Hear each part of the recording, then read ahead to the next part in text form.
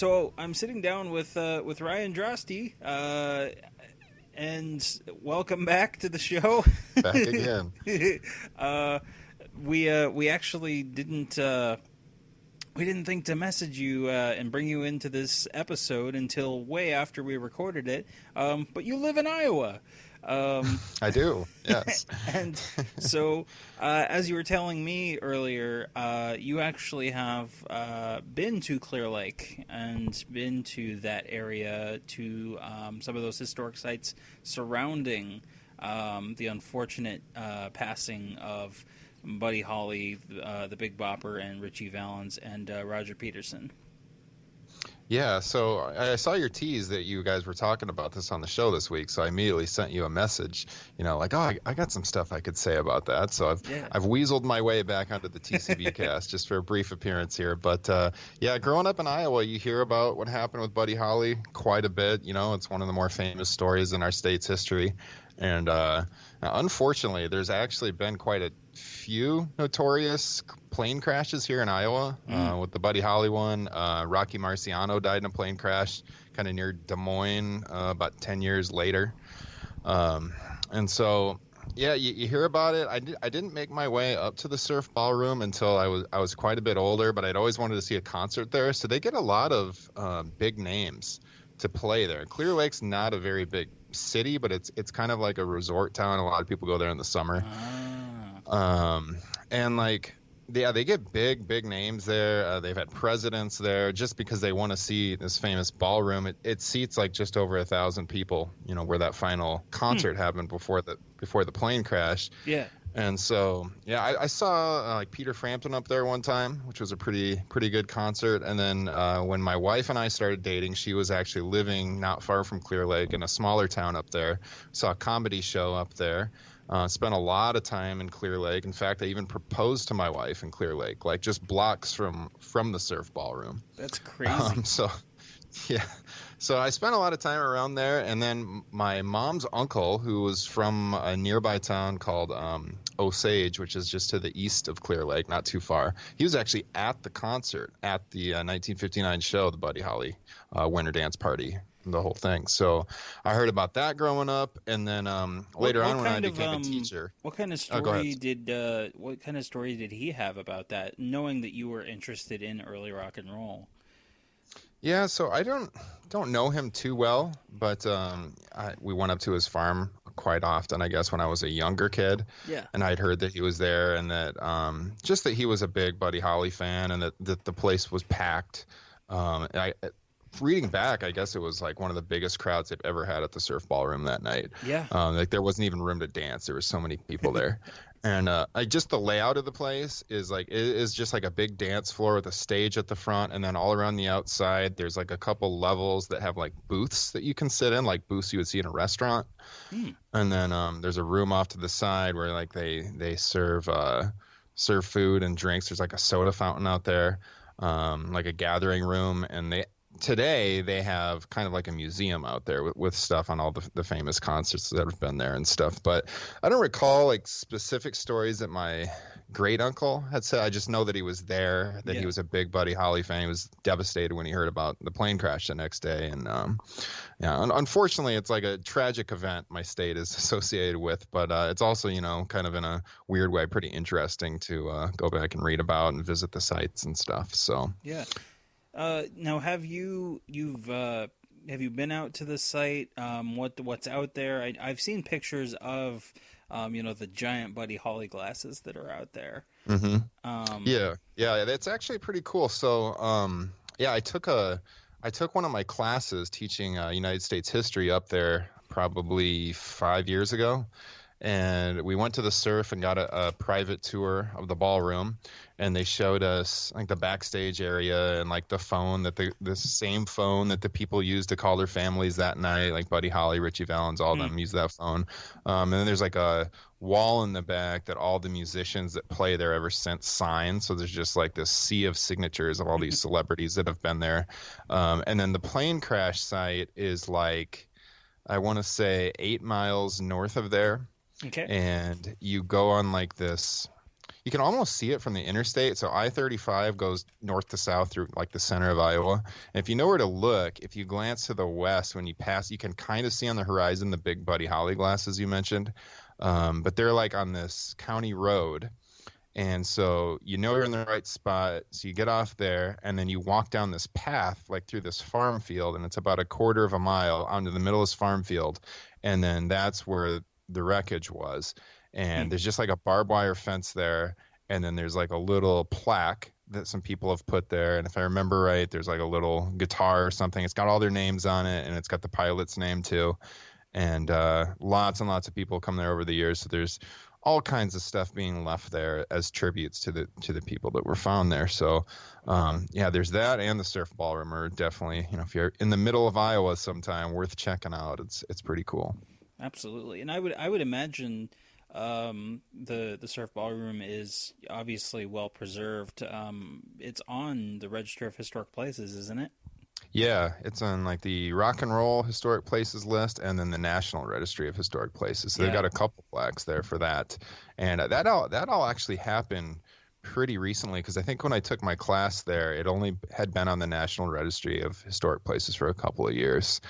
And yeah, it is really well preserved. It's in really good condition. It's a cool place to see a show. I know it's just coming up here soon. Every February they have a winter dance party like memorial concerts, and a lot of the families come back and stuff. Yeah, I've seen news lately that there's a big one planned for this year. Yeah, I did. I read that too. They actually there's a cool magazine. Actually, I just picked this up like about a week or two ago. It's the Iowa History Journal, and they just did a feature on the whole winter dance party Clear Lake situation. And there's a really big write up in there with like all the original pictures that exist from that and everything. So, Iowa History Journal, they have a website. You can order the magazine on there, I think, and it's a pretty well written article. Kind of details everything, and they mention in there that they had big plans for the 60th, I guess. So. Wow.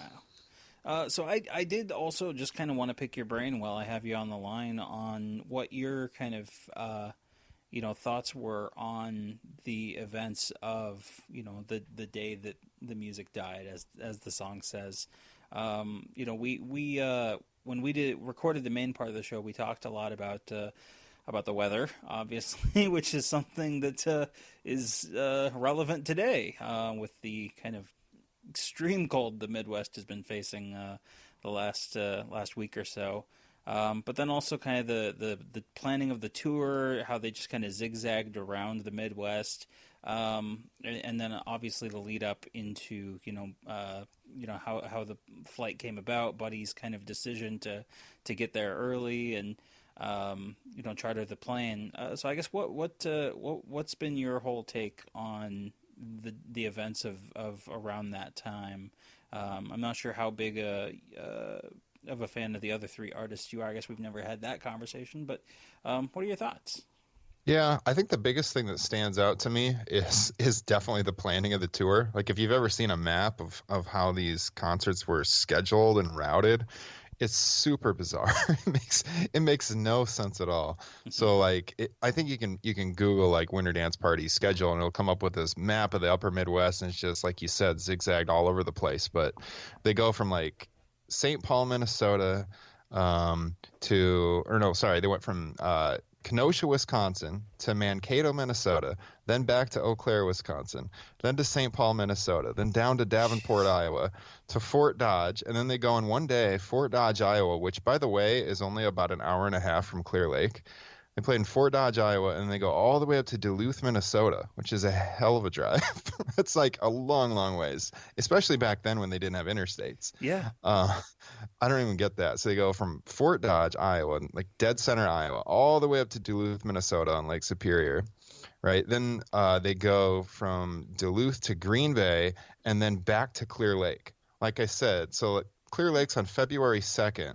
They were in Fort Dodge January 3rd, which is like an hour and a half away from Clear Lake. So they went from Fort Dodge all the way up to Duluth, across to Green Bay, and then all the way back down to Clear Lake. It makes no sense. And then you read about all these tour buses they were using that were just awful, and the heaters weren't working because, like you said, it was so cold. It's like negative 25, almost exactly what it is here in Iowa this week. And yeah, like I guess Buddy Holly had just had it. He tried to charter a plane, I read, in Fort Dodge up to Duluth, Mm-hmm. which is about the same distance as the one he did charter from Clear Lake up to Fargo, if I want to. Moorhead, Moorhead, Minnesota, Fargo, North Dakota, right on the border there. So like he tried to do it from Fort Dodge, it didn't work out. He saved it for Clear Lake, and then unfortunately he had the crash. But man, I don't know what that promoter was thinking, but they actually, and then they continued the tour, after the crash, like. Mm-hmm. They just went on. They got people to fill in. Yeah. Exactly a week after the Clear Lake show, they were in Waterloo, Iowa, which is where I grew up, and they still had that concert a week later, with just the different musicians and everything. And it's just really, really, really strange. Yeah, so. And we talked quite a bit about kind of the aftermath of how they continued on, and some of the acts that carried through. Bobby V was one of those artists that kind of got a chance to step up on the tail end of that tour after the crash. And Frankie Avalon, I guess, at one point also flew in. Mm-hmm. And so, yeah, it was just, it's crazy to think that, it was definitely the show must go on for the performers who had basically, lost their friends. Yeah. Waylon Jennings was another one, pretty young on that tour. It had backed up Buddy Holly because he was split up from the Crickets at that point, but they were just going to get back together, right after this tour, and then it never materialized. Dion from Dion and the Belmonts was on that tour, so then he kind of like headlined after that. And it's really, it's just a terrible situation, and how the plane crash came about. With like the pilot, I guess he wasn't certified to fly on instruments, and he would have needed to that night because of the weather and everything. And it was actually, I don't know if you guys talked about this, but it was like the owner of the flying service that found the wreckage the next day. Yeah, we talked about that, about how he initially thought that, and people will have heard this on the show already, but yeah, about how he kind of thought that something was off as he was watching it, go off in the horizon, and then he just kind of went, well, must have just been, my imagination. And it turns out it wasn't, because he tried radioing the next day and couldn't get a hold of him, and so he went out and found it, which is, I can't imagine how horrifying that was for him. Yeah, I guess he just like circled the wreckage in his own plane right after he found it, until like to direct the the authorities there and everything. So well, awesome. Well, thanks for sitting down and filling us in as the resident Iowan on the show. Although you have competition because Jamie Kelly is from Boone. That's right. Yeah. So you got two of us coming on the show. I know, we're outnumbered. You're gonna have to get another South Dakota resident or someone from Canada. Yeah, someone from British Columbia. Yeah, something. So awesome. Well, thanks for sitting down with me, Ryan, to fill me in on kind of the perspective from someone who's been to that area and has seen firsthand some of that history. So it was great to have you back on.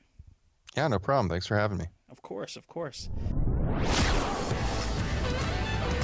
You've been listening to the TCBcast, an unofficial Elvis fan podcast. Justin Gosman and Gurdeep Ladar have left the building. Someone must have stomped on his head with those blue suede shoes. Thank you and good night.